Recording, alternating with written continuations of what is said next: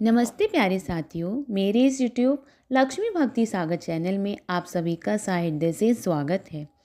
चैत्र मास की शुक्ला कामदा एकादशी। चैत्र मास की शुक्ल पक्ष की एकादशी को कामदा एकादशी कहते हैं। कामदा एकादशी की व्रत कथा। प्राचीन समय में पुंडरीक नामक एक राजा नागलोक में राज्य करता था।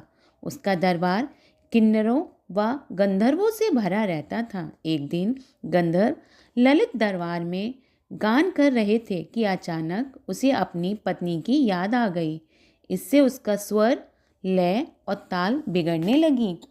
इस त्रुटि को कर्कट नामक नाग ने जान लिया और यह बात राजा को बता दी। राजा को ललित पर बड़ा क्रोध आया। राजा ने ललित को राक्षस होने का श्राप दे दिया।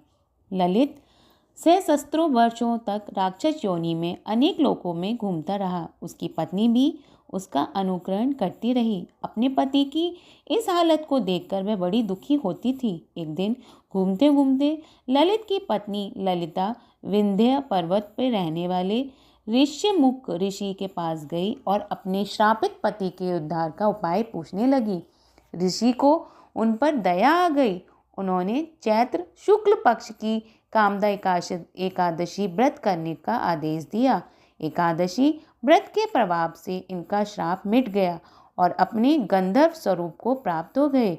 इस व्रत की कथा को सुनकर हमें ये ज्ञात होता है कि कभी कभी छोटी छोटी भूलों की बहुत बड़ी सजा मिलती है। ऐसे में यदि हम साहस व धैर्य से काम लें तो उन पर विजय पाई जा सकती है। बोलो कामदा एकादशी विष्णु भगवान की जय। इस दिन लोगों को सागर लेना चाहिए तथा औगा के फल, दूध, दही, फल आदि से इस व्रत का पारण करना चाहिए।